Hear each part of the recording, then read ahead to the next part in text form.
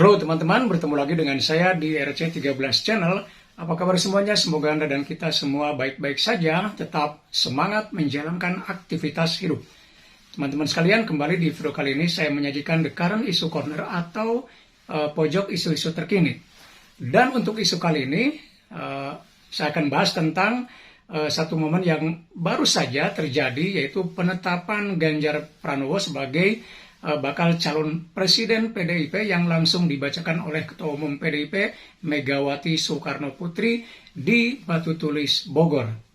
Nah, tentu ini menarik, terutama yang berkaitan dengan bagaimana peta politik pasca ditetapkannya Ganjar Pranowo sebagai bakal calon presiden.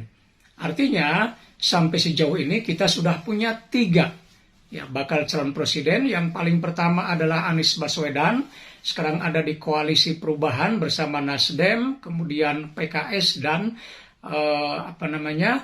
Demokrat.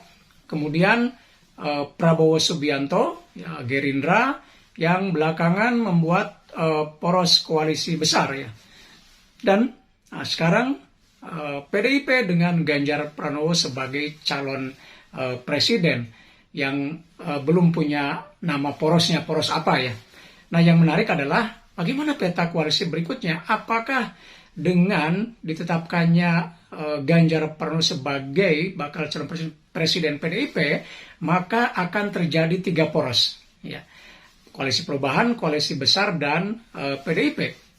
Atau bisa jadi nanti akan mengerucut menjadi hanya 2 poros saja. Nah, kalau kita melihat PDIP dengan Pak Ganjar Pranowo sebagai calon presiden, tentu ini memiliki daya tarik yang sangat besar.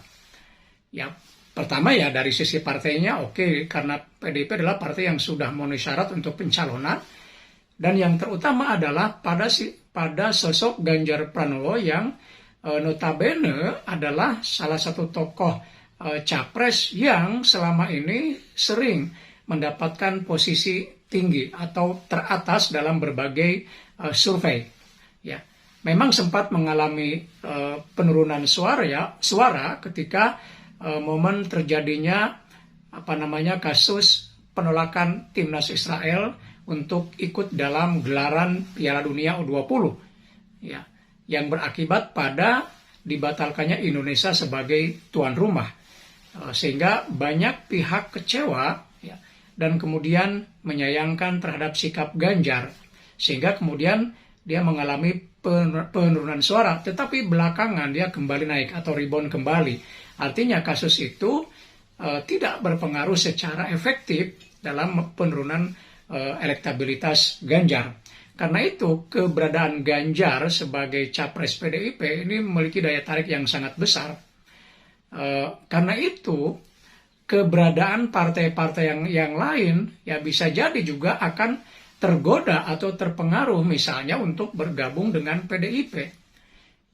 Di koalisi besar misalnya ini kan masih belum kuat juga. Kemarin mereka bertemu di mana Pak Jokowi juga ada di lingkaran itu mungkin dalam rangka ingin menarik PDIP ke dalam gerbong koalisi besar itu untuk bersama-sama masuk juga, tetapi dengan harapan yang menjadi capresnya adalah Prabowo, karena di situ ada Gerindra dan belakangan Jokowi juga menunjukkan gesture dukungan terhadap Prabowo, sehingga muncul kemudian wacana duet Prabowo Ganjar Tapi tentu PDIP melihat hal kecenderungan seperti itu sebagai partai terbesar, tentu mereka berharap merekalah yang menjadi pengusung capresnya, bukan sebagai cawapres.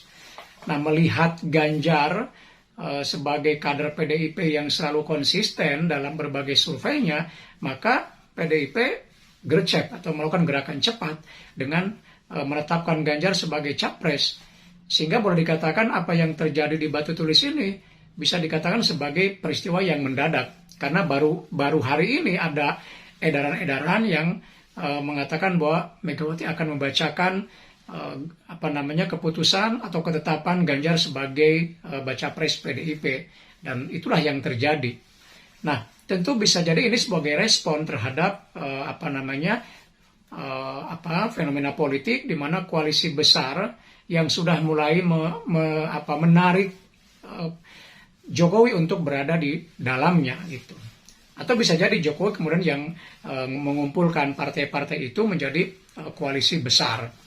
Nah, kalau seandainya misalnya partai-partai yang ada di koalisi besar itu tetap bertahan dengan Prabowo sebagai capresnya, maka akan terjadi 3 poros. Ya, tetapi kalau misalnya partai-partai yang bagian dari koalisi besar itu tergoda karena tadi itu ada daya tarik yang sangat bagus dari Ganjar dan PDIP, anggota koalisi besar tergoda untuk masuk, maka bisa jadi kemudian itu bisa berpengaruh kepada partai yang lain yang pada akhirnya koalisi besar itu bergabung dengan PDIP dan mereka memperebutkan posisi cawapres.